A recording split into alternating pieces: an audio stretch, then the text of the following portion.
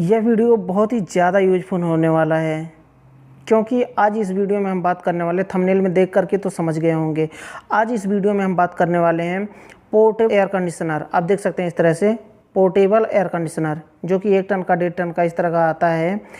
इस air conditioner को repair कैसे करें, अगर कोई भी फॉल्ट है, इसमें कौन कौन से पार्ट लगे हैं। रिपेयर करने से पहले ये जानना होगा कि इसमें कौन कौन से पार्ट लगे होते हैं, तभी आप रिपेयर कर सकते हैं। जैसे विंडो एयर कंडीशनर होता है, स्प्लिट एयर कंडीशनर होता है, उसमें कौन कौन से पार्ट लगे हैं और कौन कौन से पार्ट कहाँ लगे हैं, इसका बैक कवर फ्रंट कवर कैसे खोलना है, ब्लोअर मोटर कैसे निकालना है, इसका सेंसर कहाँ पे लगा होता है और मोटर कहाँ पे लगा होता है, कंप्रेसर कहाँ पे लगा होता है, ये सब जानना बहुत ज़रूरी है। कैपेसिटर कहाँ पे लगा होता है, पीसीबी कहाँ लगा होता है, तभी आप रिपेयर कर सकते हैं। आज कंप्लीट मैं वीडियो बनाऊंगा, थोड़ा सा लंबा ज़रूर होने वाला है वीडियो, लेकिन वीडियो को पूरा कंप्लीट देखिए तभी आप समझ पाएंगे।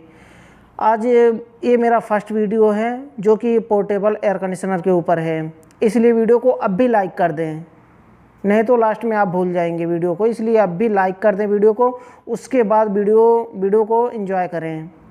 तो बात करते हैं कि पोर्टेबल एयर कंडीशनर में कौन कौन से पार्ट लगे होते हैं, उसे समझ लेते हैं। उसके बाद हम बात करेंगे कि यह काम कैसे करता है, अगर फॉल्ट हो कोई तो इसे रिपेयर कैसे कर सकते हैं, फॉल्ट को फाइंड आउट कैसे करते हैं। देखिए, सेम विंडो एयर कंडीशनर की तरह इसमें भी एक लगा होता है, एक कंडेंसर लगा होता है, कूलिंग कॉइल लगा होता है जो कि नीचे ऊपर होता है। विंडो एसी में क्या होता है कि सामने की तरफ है कूलिंग कॉइल होता है और पीछे की तरफ कंडेंसर कॉइल होता है, लेकिन इसमें नीचे की तरफ कंडेंसर होता है, ऊपर की तरफ कूलिंग कॉइल होता है। और ब्लोअर फैन मोटर लगा होता है, ब्लोअर दोनों तरफ ब्लोअर लगे होते हैं। कंडेंसर की तरफ जो हवा फेंकता है उधर भी ब्लोअर लगा होता है, और जो कूलिंग कॉइल की तरफ हवा फेंकता है ठंडा हवा, उधर भी ब्लोअर लगा होता है। 2 सेंसर लगे होते हैं। उसके बाद इसमें फ्लिप के लिए, जो फ्लिप को अप डाउन करता है, स्विंग मोटर लगा होता है, पीसीबी लगा होता है, और पीसीबी का एक और छोटा पीसीबी लगा होता है, उसे भी पीसीबी कहते हैं, जिसमें डिस्प्ले होता है।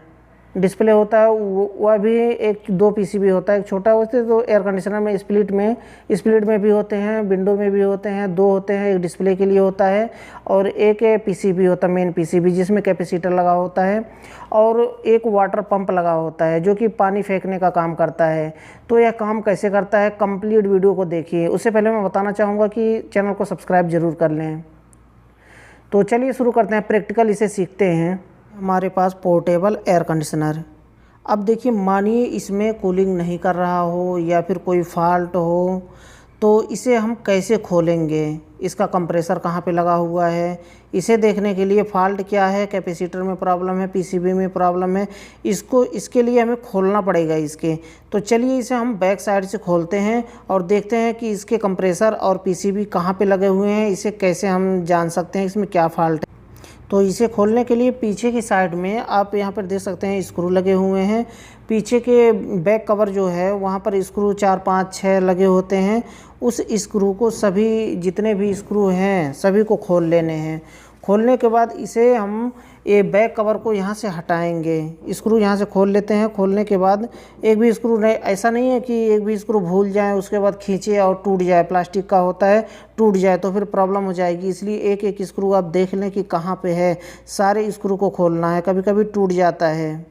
स्क्रू खोलने के बाद यहाँ से हम बैक कवर को यहाँ से हटाएंगे। अब पीछे देखिए, यहाँ पर आपको मिल जाएगा, सामने ही देखने को मिल जाएगा कूलिंग कॉइल और कंडेंसर। जो नीचे की तरफ लगा हुआ है ये कंडेंसर है, और ऊपर की तरफ जो लगा हुआ है वो कूलिंग कॉइल है। तो इसके बाद ये कवर हटाने के बाद फिर देखते हैं कि और कौन सा पार्ट, पीसीबी कहाँ लगा है, कंप्रेसर कहाँ लगा है। ये कवर जब हटाएंगे उसके बाद तब समझ में आएगा कि कौन सा पार्ट कहाँ पे लगा हुआ। अब यहाँ से हम बैक कवर को हटाएंगे। बैक कवर हटाने के बाद आप यहाँ पे देख सकते हैं ऊपर की साइड में कूलिंग कॉइल लगा हुआ है, बीच में ब्लोअर लगा हुआ है और नीचे कंडेंसर कॉइल लगा हुआ है। जो कि ऊपर जो है ना, ऊपर 1-2 ब्लोअर होते हैं एक ही मोटर में, दोनों तरफ शाफ्ट होते हैं।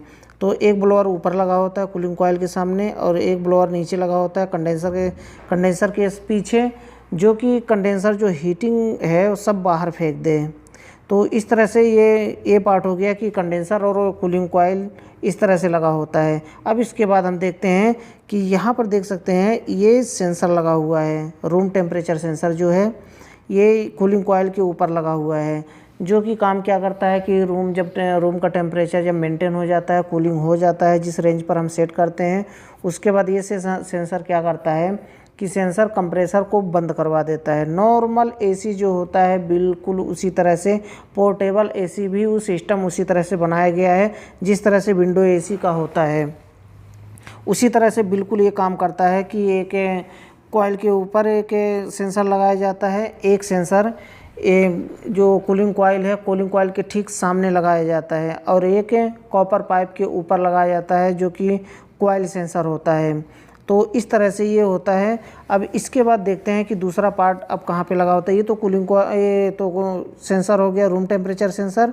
दूसरा जो हमारा होता है ये आप देखिए यहाँ पर कॉइल सेंसर होता है। कॉइल सेंसर कॉपर पाइप के ऊपर लगा होता है हमेशा। कोई भी एयर कंडीशनर हो, सभी एयर कंडीशनर के ऊपर कॉपर पाइप के ऊपर ही जो कॉइल सेंसर होता है वहीं पर लगाया जाता है। ये तो हो गया हमारा सेंसर की बात। हमारा कूलिंग कॉइल, ब्लोअर और सेंसर ये हमारा हो गया। नेक्स्ट हम बात करते हैं कि यहाँ पर आप देख सकते हैं ये ब्लोअर होता है। ब्लोअर यहाँ पर लगा होता है, बीच में सेंटर में लगा होता है। इसमें 2 ब्लोअर लगे होते हैं और एक मोटर में दोनों तरफ शाफ्ट होते हैं, जैसे विंडो एसी में होता है। बिल्कुल ठीक विंडो एसी की तरह उसी सेम वही मोटर है इसमें। और लेकिन होता क्या है कि विंडो एसी में एक तरफ एग्जॉस्ट लगा होता है, एक तरफ ब्लोअर लगा होता है, लेकिन इसमें दोनों तरफ ब्लोअर लगे हुए हैं।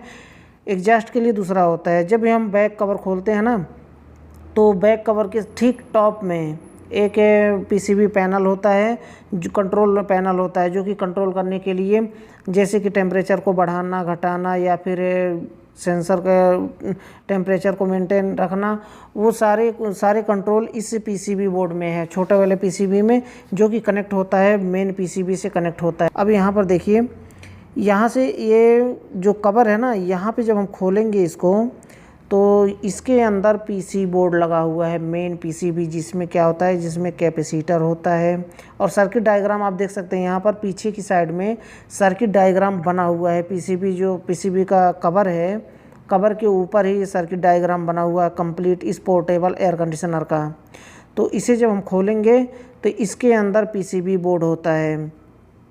तो इसे देखिए, इसके बाद ना ये होता है हमारा जो फ्लिप को अप डाउन करता है, वो मोटर हमारा स्विंग मोटर होता है।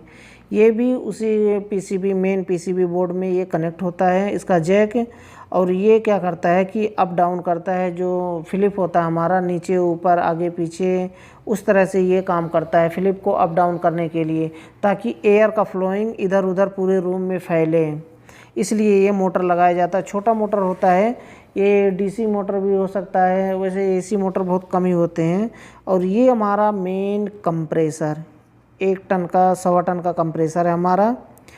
ये रोटरी कंप्रेसर है। अब देखिए इसका साइकिल भी इसको बिल्कुल देखिए, बिल्कुल आप समझ सकते हैं कि इसका साइकिल किस तरह से है। इसका जो डिस्चार्ज निकल रहा है, डिस्चार्ज सीधा कंडेंसर में जा रहा है। अब कंडेंसर से जो आउटलेट निकल रहा है, इसके लिए कंप्लीट मैं वीडियो बना रखा हूँ, उस वीडियो को जाकर के देखिए, डिस्क्रिप्शन में लिंक मिलेगा कि पूरा साइकिल कैसे काम करता है, एयर कंडीशनर सिस्टम का, रेफ्रिजरेशन सिस्टम का कैसे काम करता है साइकिल, उसका रेफ्रिजरेंट का साइकिल। तो आप इसमें देख सकते हैं कि जो आउटलेट निकल रहा है कंडेंसर से, डिस्चार्ज सीधा कंडेंसर में जाता है। कंडेंसर से जो आउटलेट निकल रहा है, यहाँ पर देख सकते हैं एक फ़िल्टर, ड्राई फिल्टर लगा हुआ है। ड्राई फिल्टर के बाद में कैपिलरी लगी हुई है, सिर्फ सिंगल कैपिलरी। अब ये सिंगल कैपिलरी कहाँ जा रही है, सीधा ये जाता है कूलिंग कॉइल में, कूलिंग कॉइल में जाता है। अब इसलिए यहाँ पर क्या होता है कि कंडेंसर में हीट होता है, और ये कैपिलरी के बाद जब जाता है यहाँ पर लो प्रेशर में कन्वर्ट हो जाता है, यानी लिक्विड में कन्वर्ट हो जाता है पतले पाइप होने की वजह से। तो ये रोटरी कंप्रेसर है। अब इसके में देखिए कैपेसिटर जो है ना पीसीबी के साथ में लगा होता है। इसका कंप्रेसर को रन करवाने के लिए, स्टार्ट करवाने के लिए जो कैपेसिटर लगा होता है वो पीसीबी के अंदर लगा होता है। तो इसी तरह से ही बाहर निकाला गया है ना इसका कंडेंसर कॉइल, कूलिंग कॉइल और कंप्रेसर। ये सिर्फ साइकिल है पूरा। इसमें सर्किट डायग्राम नहीं है, अभी सर्किट डायग्राम नहीं है, ये केवल साइकिल डायग्राम इसे नहीं होता है। पोर्टेबल एयर कंडीशनर को रिपेयर करना बहुत ही आसान होता है, बहुत ही आसानी से। अभी देख सकते हैं ये कैपिलरी जो है, कैपिलरी कूलिंग कॉइल में जा कर के जुड़ा होता है। यहाँ से लिक्विड में तो जहाँ से कैपिलरी जुड़ता है ड्रायर फिल्टर के बाद, वहाँ से लिक्विड में कन्वर्ट हो जाता है रेफ्रिजरेंट। अब ये इंडोर में जाता है, इंडोर मतलब कूलिंग कॉइल में जाता है। कूलिंग कॉइल में यहाँ पर जाकर रेफ्रिजरेंट उबलता है और लिक्विड फॉर्म में होता है, ठंडा करता है। ठंडा करने के बाद वापस कंप्रेसर में चला जाता है। अब ये तो हो गया। अब यहाँ पर हम बात करते हैं सर्किट डायग्राम की। सर्किट डायग्राम कैसे होता है? ये हमारा पीसीबी है, एक 25 यूएफ का हमारा कैपेसिटर होता है, एक पीसीबी होता है, और वो जो फैन मोटर को रन करवाने के लिए एक कैपेसिटर लगा हुआ है, यहाँ पर आप देख सकते हैं, जो कि एग्जॉस्ट फैन लगा होता है, एक हवा को बाहर फेंकने के लिए, गर्म हवा को। ब्लोअर तो लगा ही है, लेकिन उसके बाद भी एग्जॉस्ट फैन लगा होता है, जो कि छोटा कैपेसिटर आप देख सकते हैं। ये छोटा कैपेसिटर लगा होता है 2 या 3 यूएफ का, जो कि एग्जॉस्ट फैन के लिए लगा होता है। एग्जॉस्ट फैन सीधा हवा उठा करके गर्म हवा बाहर फेंकता है रूम के बाहर। तो ये कुछ पार्ट लगे होते हैं इसमें। अब इसके बाद देखते हैं कि ये हमारा पीसीबी है, और पीसीबी में देखिए यहाँ से निकल करके जो कंप्रेसर में जाता है ना, जो स्टार्टिंग के लिए और रनिंग के लिए और कॉमन के लिए अलग से जाता है सप्लाई। तो मेन वही है जो नॉर्मली एयर कंडीशनर में होता है, वही सेम इसमें भी फंक्शन दिया गया है। बहुत ही आसानी से कोई भी फॉल्ट हो, आप बहुत ही आसानी से फाइंड कर सकते हैं और समझ सकते हैं कि इसमें क्या फॉल्ट है। सेंसर भी आप देख सकते हैं, इसमें सेंसर जो लगा हुआ है पीसीबी में, रूम टेम्परेचर सेंसर और कॉइल सेंसर दोनों लगे हुए हैं। यहाँ पर नीचे की साइड में आप देख सकते हैं, वहाँ पर लगे हुए हैं। और बाकी सब सिस्टम तो वही है, बिल्कुल पोर्टेबल, आसान है इसका सिस्टम, बल्कि विंडो से भी आसान है ये। बस थोड़ा सा समझने की ज़रूरत है, और बाकी कोई दिक्कत नहीं है, बहुत ही आसानी से। अगर कंप्रेसर में प्रॉब्लम हो तो कंप्रेसर चेक करिए, रिले में प्रॉब्लम हो तो रिले चेक करिए। जैसे कि मैं रिले आपको दिखाता हूँ, ये इसका रिले है।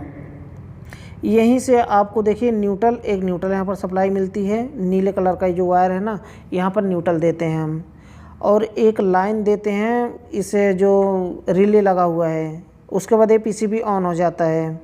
सेम वही पीसीबी है जो नॉर्मल एसी में होता है। तो ये पीसीबी ऑन हो जाता है। उसके बाद ना आउटपुट सप्लाई यहाँ से देते हैं, न्यूट्रल निकाल करके, अब जो नीला वायर है वहीं के बगल में निकाल करके एक न्यूट्रल देते हैं, और फेस सप्लाई हमारा कंप्रेसर के लिए जाता है, जो रिले का दूसरा पॉइंट होता है। तो इस तरह से। और बाकी जो ये हमारा डिस्प्ले का जैक है, और हमारा ब्लोअर मोटर का है, और ये स्विंग मोटर का है, ये सारे जैक यहाँ पर लगे हुए हैं। अब रेफ्रिजरेंट काम कैसे करता है इसको भी समझ लेते हैं थोड़ा सा। अब देखिए कंप्रेसर, ये हाई प्रेशर है और लो प्रेशर दोनों बताया गया है। अब देखिए डिस्चार्ज ना, कंप्रेसर आप जो रेड वाला है, यहाँ से ये डिस्चार्ज पाइप है, और जो ब्लू कलर का है ये लिक्विड लाइन है, यानी कि सक्शन लाइन है। और लिक्विड लाइन ये हमारा डिस्चार्ज लाइन है। तो यहाँ से जो निकलता है तो हाई प्रेशर होता है ये, और जो वापस आता है सक्शन लाइन के रास्ते से वो लो प्रेशर होता है। तो हाई प्रेशर यहाँ पर जा कर के, अब देखिए यहाँ तक हाई प्रेशर है, आप देख सकते हैं एक्सपेंशन वाल्व तक, यानी कि कैपिलरी ट्यूब तक हाई प्रेशर है। और उसके बाद कैपिलरी ट्यूब के बाद में यहाँ पर लो प्रेशर हो गया है, यानी कि अब इंडोर में जा रहा है ये। तो ये कैपिलरी लगने की वजह से ही क्या होता है कि हीटिंग होता है कंडेंसर में। इससे पहले मैं वीडियो बनाया हूँ, उसको जा करके देखिए, आई बटन में फ्लैश हो रहा होगा या फिर नीचे डिस्क्रिप्शन में मिलेगा लिंक, वहाँ से क्लिक करके देखिए। बहुत ही डीप में मैं बताया हूँ कि रेफ्रिजरेंट का साइकिल किस तरह से काम करता है, तो आप बहुत ही आसानी से समझ सकते हैं। तो ये डिस्चार्ज लाइन, उसके बाद ये कैपिलरी ट्यूब के बाद में लिक्विड लाइन हो जाता है। कैपिलरी ट्यूब के बाद में ये हमारा लो प्रेशर हो जाता है। लो प्रेशर के बाद जाता है इंडोर में कूलिंग कॉइल में। कूलिंग कॉइल में जाने के बाद फिर वहाँ पर ठंडा करता है। ठंडा करने के बाद वापस आप देख सकते हैं, वापस कंप्रेसर के सक्शन के रास्ते से, जो मोटा पाइप होता है उसके रास्ते से वापस यहाँ पर आकर के कंप्रेसर में चला जाता है। अब फिर से कंप्रेसर क्या करता है, फिर से वहाँ से डिस्चार्ज के रास्ते से फेंकता है, फिर सक्शन के रास्ते से वापस आता है। अब यहाँ पर बात हम करते हैं कि कूलिंग कॉइल में जो मॉइस्चर, जो वाटर होता है, टपकता वाटर ड्रॉपिंग होता है, ये कहाँ जाता है। वैसे तो स्प्लिट एसी में तो मैं बताया हूँ कि उसका आउटलेट पाइप कहाँ लगा होता है, लेकिन इसमें जो वाटर ड्रॉपिंग होता है, इसका टैंक कहाँ होता है, वाटर ड्रेन कहाँ होता है, और ये पानी बाहर कैसे निकलता है, क्योंकि ये तो पोर्टेबल है, ये पानी कहाँ से कैसे बाहर जाएगा। तो इसको भी सीखिए कि कहाँ पे लगा होता है इसका वाटर ड्रेन कहाँ पे होता है, और इसका जो आउटलेट पाइप है वो कहाँ होता है, और पानी इसका बाहर कैसे निकलता है उसे देखिए। इसमें भी देखिए, जब ठंडा होता है ना तो पानी ज़्यादा, कभी कभी ज़्यादा इकट्ठा हो जाता है, कभी कम इकट्ठा होता है। तो कूलिंग के हिसाब से होता है कि जैसा कूलिंग करता है उस हिसाब से पानी इकट्ठा होता है। तो ये हमारा, आप देख सकते हैं, ये वाटर ड्रेन है जो कि नीचे के हिस्से में लगा होता है। वाटर ड्रेन ये होता है, इसमें सारा पानी इकट्ठा होता है, पानी इकट्ठा होता है। इसमें मोटर लगा हुआ है, आप देख सकते हैं, वाटर पंप है ये, जो ये मोटर है ना, ये वाटर पंप का काम करता है, वाटर पंप ही है ये। क्योंकि जब पानी इकट्ठा ज़्यादा हो जाता है तो ये ऑटोमेटिक क्या करता है, उठा करके पंप की तरह वो जो कूलर में वाटर पंप लगा होता है उसी की तरह यह पानी उठा करके बाहर फेंक देता है प्रेशर से। वो कैसे करता है उसको भी समझ लीजिए, क्योंकि जो ये मोटर है ना, मोटर के बगल में मैं दिखाना चाहूँगा आपको कि मोटर के बगल में यहाँ पर देख सकते हैं, ये सफ़ेद कलर का, ये मोटर के बगल में यहाँ पर आप देख सकते हैं सफ़ेद कलर का जो लगा हुआ है, ये होता है सेंसर।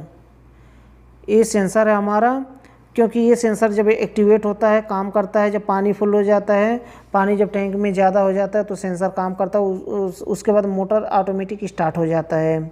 मोटर ऑटोमेटिक स्टार्ट होने के बाद तुरंत जितना पानी होता है सारा पानी उठा करके बाहर फेंक देता है। इस तरह से ये वाटर पंप काम करता है। इसमें सेंसर लगे हुए हैं। ये होता है कि जो पोर्टेबल एसी होते हैं या फिर वो कूलर होते हैं या फिर जो ये कैसेट एसी होते हैं, कैसेट एसी में भी यही पंप लगाया जाता है। और कुछ जो डक्टेबल एयर कंडीशनर होते हैं, डक्टेबल एयर कंडीशनर में भी यही पंप का यूज किया जाता है। ये क्या करता है कि ऑटोमेटिक जब पानी भर जाता है टैंक में तो एक्टिवेट होता है, उसके बाद मोटर स्टार्ट हो जाता है। तो मुझे लगता है कि आप समझ गए होंगे कि पोर्टेबल एयर कंडीशनर में कौन कौन से फॉल्ट आते हैं और कौन सा पार्ट कहाँ पे लगा होता है, इसे कैसे ओपन करेंगे, कैसे खोलेंगे कवर को और कैसे रिपेयर करेंगे। तो अगर वीडियो पसंद आया हो, वीडियो यूजफुल रहा हो तो लाइक, फिर से जो लोग लाइक नहीं किए हैं अभी भी लाइक कर दें और चैनल को सब्सक्राइब कर लें। चैनल को सब्सक्राइब करने के बाद बेल आइकन पर प्रेस करें और ऑल पर क्लिक कर लें, ताकि जितनी भी वीडियो मैं बनाऊं आपको सबसे पहले मिल पाए। तो ये छोटा सा वीडियो था, आज के लिए बस इतना ही था। अगली वीडियो में फिर जल्दी मिलते हैं एक नए टॉपिक के साथ।